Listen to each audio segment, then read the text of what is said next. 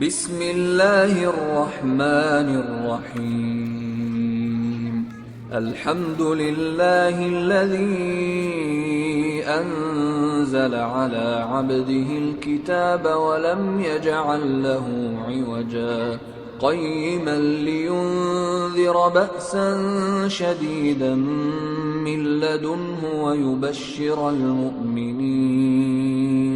ويبشر المؤمنين الذين يعملون الصالحات أن لهم أجرا حسنا ماكثين فيه أبدا، وينذر الذين قالوا اتخذ الله ولدا ما لهم به من علم ولا لآبائهم،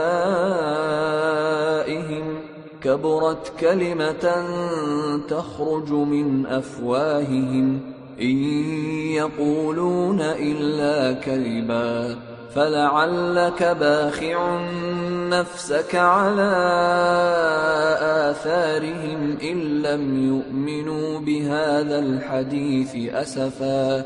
إنا جعلنا ما على الأرض زينة لها لنبلوهم أيهم أحسن عملا، وإنا لجاعلون ما عليها صعيدا جرزا.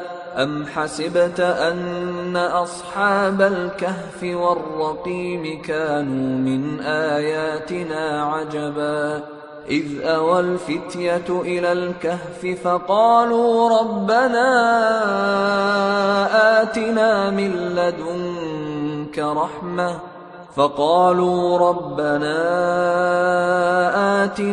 لدنك رحمة وهيئ لنا من أمرنا رشدا.